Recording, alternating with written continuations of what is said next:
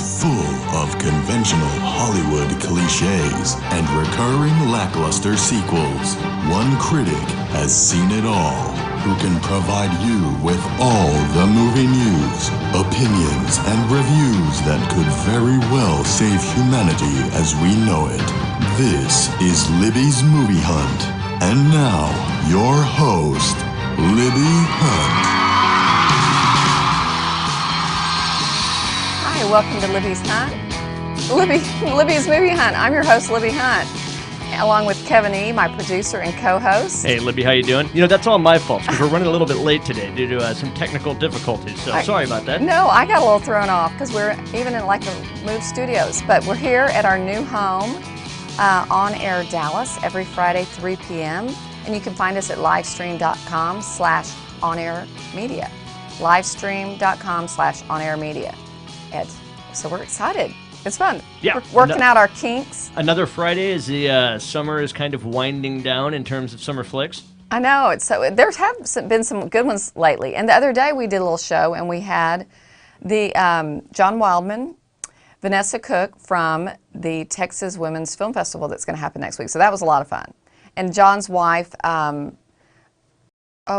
Justina Walford, started it, and this is the second year, so it's going to be fun. I'm looking forward to it. Yeah, we'll have them on again. We just love to talk independent films. How long do we have until that?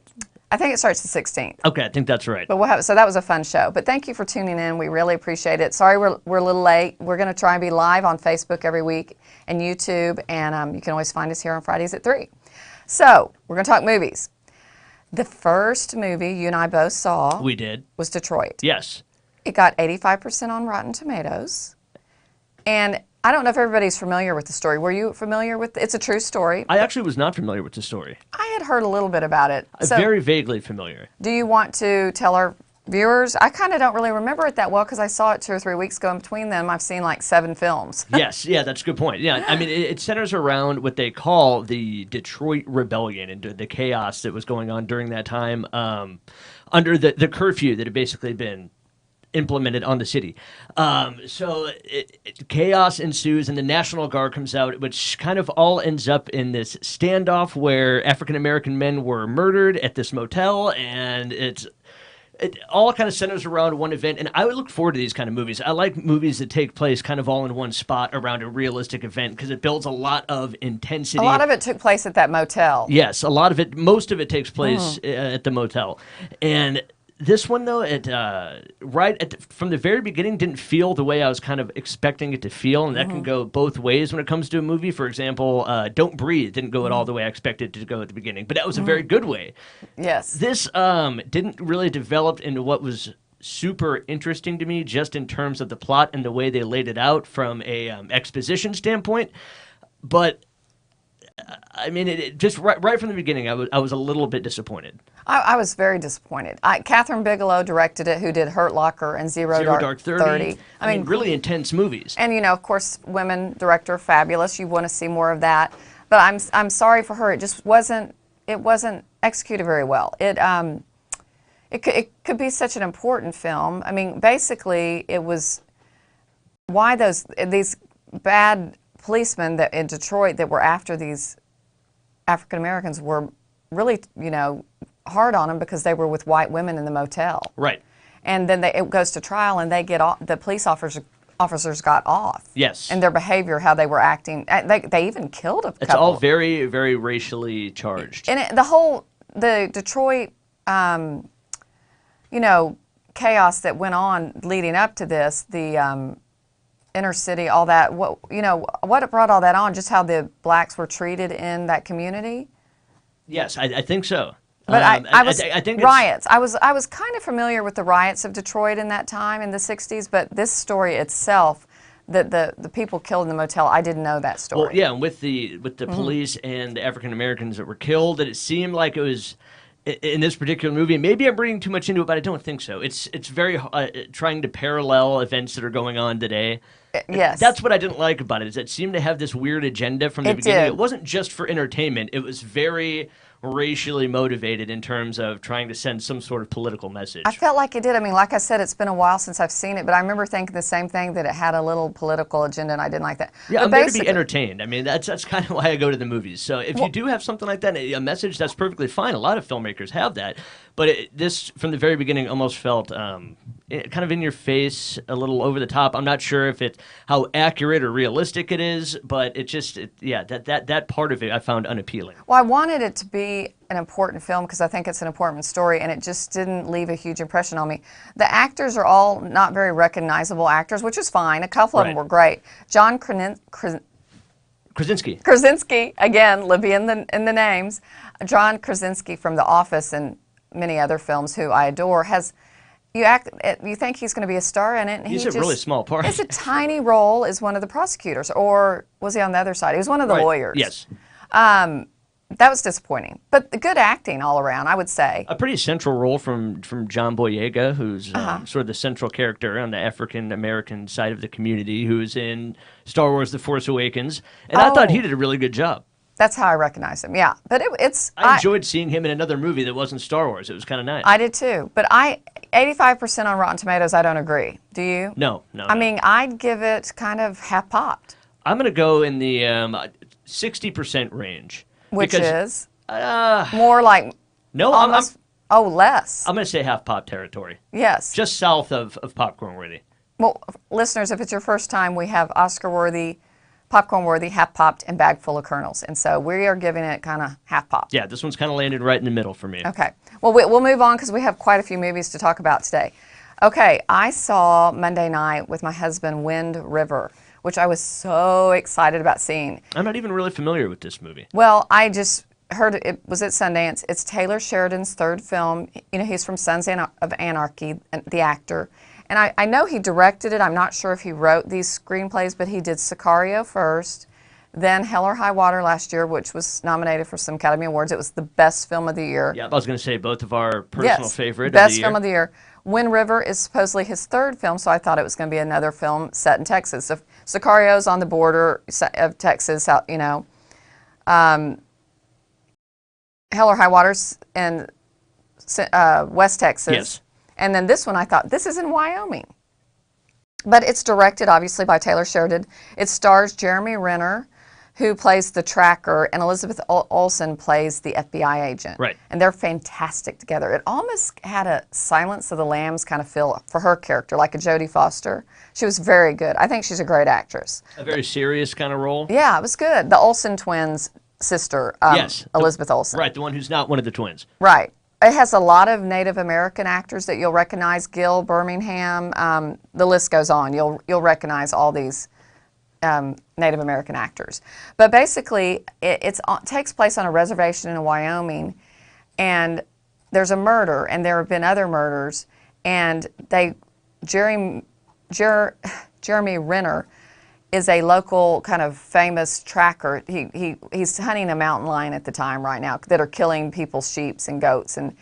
But not people. No, he's a tracker for animals. And wild game, he's a really good sharpshooter. And he teams with Elizabeth Olsen to help, because there's no FBI agents up there. She's brought in from Las Vegas. There's nobody to help track the murder, and they end up tracking down the murders. It's good. It's not as good as the other two films, Taylor Sheridan's other two films. It got 89% on Rotten Tomatoes, and I would give it highly popcorn worthy. Was it like, a suspenseful kind of crime drama similar to a Silence of the Lambs feel, or not as dark? A little bit. I mean, it's dark. It's it's sad. It's about a murder and a girl, and there's some beautiful things about it too, though. I mean, the scenery, there's some poetry in it. The music's pretty haunting. It sounds more similar to what you're describing as to Mystic River. Yes, it had a lot of feel to that, because it's kind of dark, and people are poor. Yeah.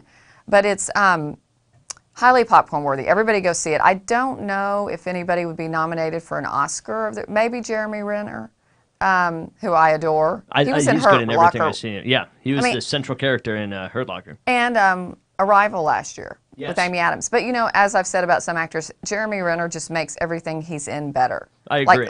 He's just one of those actors. And the funny thing is he doesn't have movie star looks by any means. No. He's not very handsome, but something about him is very watchable. And now he's starred in a Jason Bourne spinoff. He's in Mission Impossible. He's in the Marvel films. Yeah, now he's a leading man without having the classic Hollywood looks. So go see it, everybody. I really highly recommend it. Okay, you saw Annabelle. Okay, Annabelle Creation. Is this the third in those Annabelle movies about the doll that is haunted? It is technically. The original Conjuring, one of my favorite horror films with Vera Farmiga and Patrick Wilson. Wait, that's a spinoff of this? Annabelle's a spinoff of The Conjuring. I didn't know that. Yes, that's one of the. I can't think of the characters' names. That's an interesting little on. tidbit because I liked The Conjuring. Oh, me too. And it's Both based of on a them. true story. Yeah. Of those psychic people that come into this house. Whose names I can't remember right now. They were played by Patrick Wilson and Vera Farmiga. Right. But they were historical figures. They were people who actually existed and dealt with some of these paranormal and incidents. have pictures of it and everything. It's a good movie if y'all want to see The Conjuring. But so Annabelle, The Conjuring 2 also is very good. Yeah, it was. I enjoyed both of them. So Annabelle, I did see the last one. I came across it on cable. So this one looks so much scarier than the last Annabelle. See, I actually, when the previews look scarier to me. I wasn't looking forward to the last Annabelle at all, actually. I was thinking this is a cheap movie tie-in, just a way to kind of cash in on the popularity of The Conjuring, because it was a very good movie, and I figured they're just trying to milk it, like they did with the 6 Saw sequels or whatever. But, no, I mean, I really liked the first Annabelle. As far as a spin-off, it's pretty good. It's similar almost to The Purge in a way that The Purge Anarchy and the original Purge are totally different kind of films. The first one's home invasion. The second one's all out in the street and chaos. And this is kind of the same way. It's a spin-off that also exists within that world, but it's a different story. So the first Annabelle is good, and it's hard to describe because it is a prequel to The Conjuring. The Conjuring, one of the cases they're working on in the beginning is the Annabelle doll, who they crack the case basically and render the doll, inert. And then there's a prequel, which was Annabelle, and then Annabelle Creation is the creation, so it's a prequel to a prequel that was it's really weird. How do you even know this? Did you just figure it all out? Did you read it? How do I not know that? Well, you know how I am with horror films. Yeah. I love to track the whole story of everything, and a lot of them do have weird tie-ins, this being one of them. But basically, a haunted doll that haunts children, basically, is the premise, if you remember from Annabelle and the premise that was in. Whoever is the owner ends up there's some harm comes to them. Exactly. Well, it got 82% on Rotten Tomatoes, and that's pretty good for a horror film, and that made you nervous, because why did that make you nervous? You're like, that means it's not going to be good? It does. Like I've said this before, a lot of times when horror movies get really good reviews, I tend to think those are the worst ones.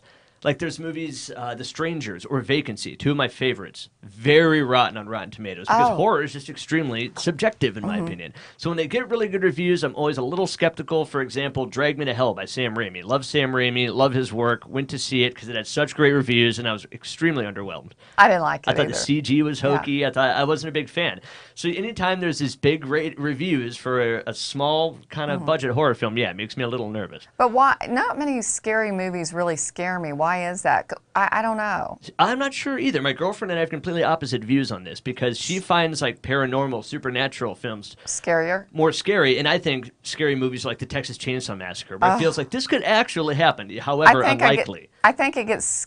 I'm more scared if it could actually happen. Yeah, me too. I mean, I don't know. The only scary movie that's really that I have a hard time. I don't think I've ever gotten through the whole thing, or I have to turn away. Is The Exorcist. That's still one that I really don't ever watch, even during Halloween. It's hard to watch. It's all those scenes in the bedroom with the girl, but otherwise, the first Scream with Drew Barrymore scared me. Isn't that weird? That really scared me when I saw that in the theater. I when mean, I was she's only on the phone and 13, but I thought that was the scariest thing I'd ever seen. That one scared me. But and that opening scene of that movie is really brutal. That's what I'm saying. The first scene, I had nightmares about that movie for quite a while. I mean, it's a film that's meta and kind of tongue-in-cheek, but that opening kill, the brutality is pretty excessive there. That Drew Barrymore kill at the beginning is a haunting scene. It is. I had bad dreams about Halloween really scared me the first time I saw it. Me too. That's my favorite That's horror our movie favorite of all horror time. movie. Kind of like Jaws is our favorite shark movie. Yes, exactly. Favorite monster movie. Well, David Sandberg directed it, and he did another film I liked called Lights Out,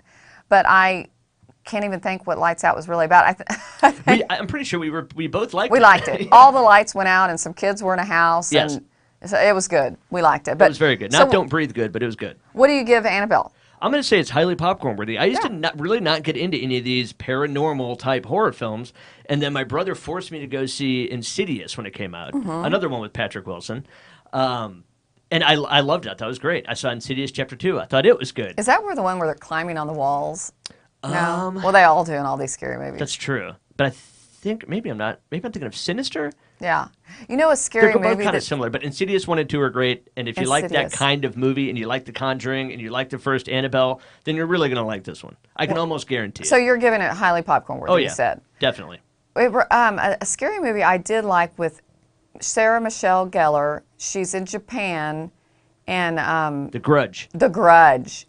Again, they kept making Grudge 1, 2, 3, and none of them were as good. The first one, didn't you think that was a little scary? Yeah, no, The Grudge was pretty scary. Pretty scary. I think I remember telling you my story about how when I went to go see The Ring, because everyone was talking about how scary it was, and it was a movie that was remade basically based on a Japanese film, similar to The Grudge. And I went and saw a sneak preview back when they would do that, where you could see it like 2 weeks early. And it wasn't a fully finished version, and there's a boom mic sticking out during one of the scenes, and it totally ruined it for me. And now I can never think The Ring is scary. You see the fuzzy, they call it the cat. Yeah, you can see the dead cat the dead hanging cat. out. And I'm like, what is that? And I didn't know what it was, but it just looked so goofy that I could never think it was scary. That is so funny that they even let y'all see a rough cut of it like that. That's so funny. Well, I will go see that probably. So I'll see. My kids probably, kids like to see that. It's one of those also that you can tell it comes out in August and not that many people are going to see it in the theater. So it should be perfect timing for a digital release around Halloween, which will be perfect. And you can add it to your list to watch every night leading up to Halloween. They're making a whole anthology of Conjuring and Insidious and Annabelle. There's like tons of these now. Oh, good. I think it's great.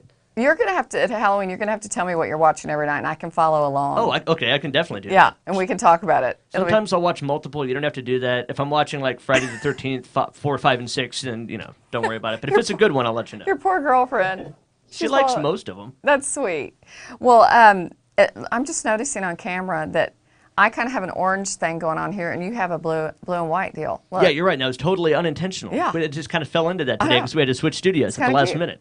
But we're loving all our special effects and things. I'm calling him over here, and our, lead in, lead out. It's fine. Thank you, Kevin, for making everything look so good. Oh, no problem. And since we're all on I do is push buttons. Well, it looks good because I certainly don't know how to do it. And on Facebook Live, if y'all want to, I have my phone up in front of me. I was trying to say hello or answer any questions you have. I'd love for you to comment.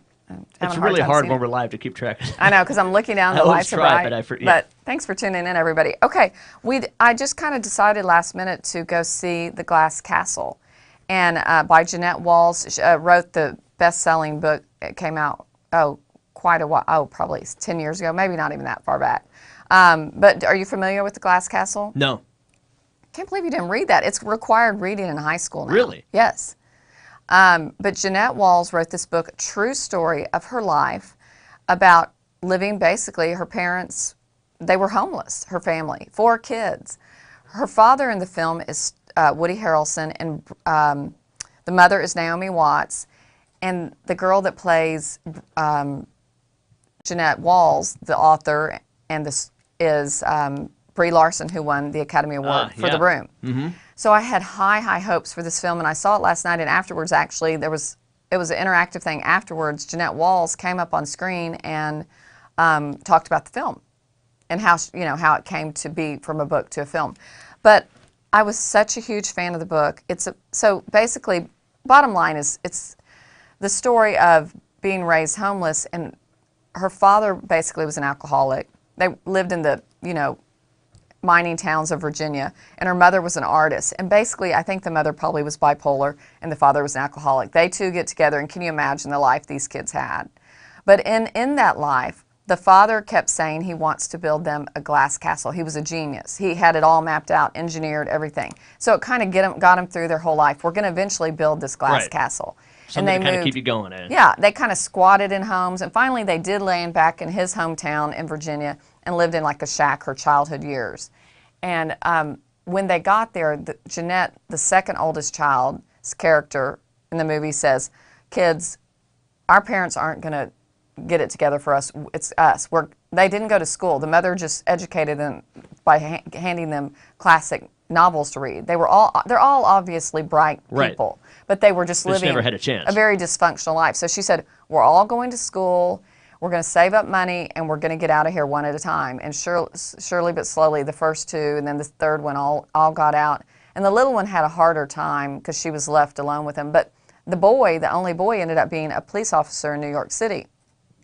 And they all end up in New York City. It's just a fascinating story. You've got to read the book.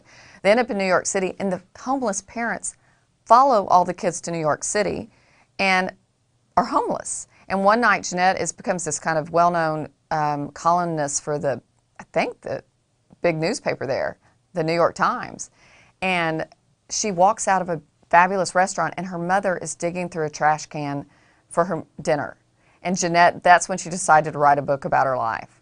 But her parents ended up squatting somewhere. They call it, when you live in a home without legally without living it being there. your residence. And they kind of had a family again. It was the strangest thing. But what I didn't love about the movie, and they didn't do this so much in the book, in the movie, they kept trying to make it like it was such a beautiful childhood, when really it was abusive. Right.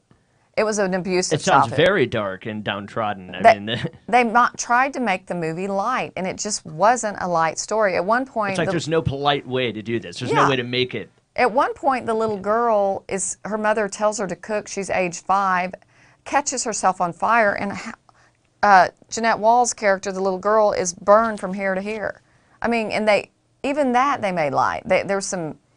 It just was odd how. I think if you're going to have a dark story with those kind of dark themes, then you got to kind of ride with it. Don't try to fight it. Well, I mean, I think she was saying overcome things, and family is family, and she loved her parents so. But I don't know. The execution's all wrong. It just wasn't good. It was also way too long. It was 2 hours and 6 minutes. Again, 20 minutes needed to be shaved off. Woody Harrelson was fantastic, always is. Naomi Watts was okay. Brie Larson was pretty good. I think Woody Harrelson steals the show. And there's a girl, Ella Anderson. She plays the young Jeanette. She was in Mother's Day and The Boss. And this young actress, Ella Anderson, is one to look for. You know how I'll see somebody in a film and I'll be like, she's going to be famous. There's always a standout. Yeah, she's a standout. Even if it's a bad movie. She is the standout. So I give it, sad to say, because I literally adored the book. It's probably one of my favorite books I've read in 20 years. I give it half popped. That's a bummer. I can't say bag full of kernels because it's not. But yeah, that's my review. Did I talk too long on that? No, not really. But I'm glad you mentioned the fact that it's 2 hours and 6 minutes, because something we totally forgot to address is the fact that Detroit is 2 hours and 23 minutes. Exactly. It is a slow burn. It feels. I mean, for a movie that seems like it would be fast paced, you feel every minute of that. I almost left Detroit. Yeah. That's when you know it's not good. I mean, that really is almost a bag full of kernels when I almost leave. Yep. It's true. It's almost like sitting through church. I know. Do I really have to stay to the end? 15 more minutes. Yep. The Glass Castle, though, I ran into a friend of mine and a couple, and they were like, we almost left at the end because they liked it. They loved the book, but they're like, it's just shave some of it off. Yeah. So. And it seems like you got much more enjoyment from the book. I mean, there's much more satisfaction. It's just so sad. Did you read Wild and see the movie Wild with Reese Witherspoon? Mm-mm. True story, how she hiked across the Pacific Northwest Trail. No, I did not see that one. I didn't even heard of that. The book and the movie are fantastic. And that's what I was hoping for this. And I thought Twilight, the book, and the movie were fantastic. So, but it usually isn't that way. So. Yeah, no, that's true. Okay. And even sometimes they're totally different, but still good. I mean, The Shining is a great book, but the movie, they change a lot, but they're both great. Yeah. Exactly. But you want to, that is hard. And I usually try and always read, my daughter's reading the book real quick before The Glass Castle, because she's like, I want to read it. I'm like, well, you're going to be disappointed. Yeah. Sorry, Jeanette Walls. I love your book. Maybe if she just goes and sees the movie without reading the book, sometimes when you do that, you end up liking it. That's true. A lot of people didn't like the Da Vinci Code movie because they read the book. I didn't read the book, but I enjoyed that first movie. I enjoyed the movie, but I was confused. Yeah, it was very confusing. I think I need you to go to a movie with me to decode stuff. Well, but then we'd be talking. Code because I can't translate that one. Some movies, especially science fiction, I just don't understand them, Kevin. I'm always like, what is happening? You have much more of a knack for understanding like complex indie movies and stuff, and for somehow I'm able to get stupid sci-fi movies. No, it's not stupid. I think I just don't get them. Okay, this one, Kidnap with Halle Berry. Yes. Do you have any desire to see that? I would think you would. I mean, from the trailer, it just looked really cheesy to me. Okay, well, it's an hour and 34 minutes. Perfect running time. That's a very that's good short. runtime. Mm-hmm. Perfect. It's a total. I'm like, how are they going to make a movie? She is in her car the whole time. Halle Berry's son, she's at a park. She's divorced, a nasty divorce, blah, blah, blah. And she turns away and her son is gone and she sees him being dragged into a car. She drops her cell phone by mistake, gets in her car, and chases after this car. And what ensues for the next hour and 20 minutes, you cannot believe. It's an intriguing premise, though. Yes, and you're like, surely she is going to let up at some point. And it's great. I loved it. It only got 39%. So it wasn't cheesy. No. Would you I say mean, it's similar almost to like Phone Booth, where it's all in kind of one place, but it yeah, still but this is goes fast? moves fast. I mean, because the car, Yeah, there's kind of like a built-in sense of octane. those car movies we love. Fast and Furious. I mean, the stunts are amazing. Or a Crank 1 and 2 are kind of like that. I didn't see those. Well, I probably did. Oh, when he's high on something? Yes. Yes, I did see those. How sad. They're really, I've I seen- enjoy them. I hate to I say. liked them too. I liked the first one. The director is Louis Prictor, and he did Pusher. Do you know, familiar with that? I don't think so. I know nothing else he's done. Here's the problem I have with this movie. Halle Berry is the star. She plays Carla Dyson. There's not one other recognizable star in it. I was like, and there's a cast, and two of the little boy actor and then the villain woman are really bad actors. Oh, really? Yeah. So Halle Berry really carries the movie then. Yes, and all their budget went to paying her and the stunts because the actors they got are not good. So I'm thinking that's why it got such a bad. It was low budget, probably. Yeah. It was probably on the cusp almost of like a straight to DVD. Right, exactly. Money went to the cars and her. And the talent. But I give it popcorn worthy. It sounds like a good one if you're just going for something light and fast and quick. Something you don't have to pay too much attention to. That's a good one in my mind to go and eat during. Right. Well, and it was good because I had a real jam-packed day, and I'm like, oh, I can go see that in an hour and 30 minutes. Yeah.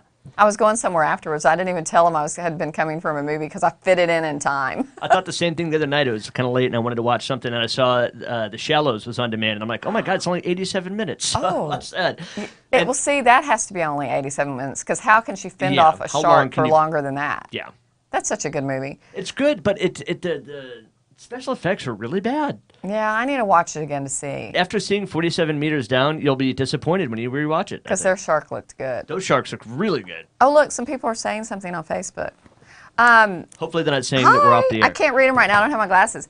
But are we at 30 minutes yet? We are at 30 minutes. Okay. Right now, let me tell y'all, though. This summer so far, I've loved The Baby Driver, Atomic Blonde, and The Beguiled. And I'd say now Wind River.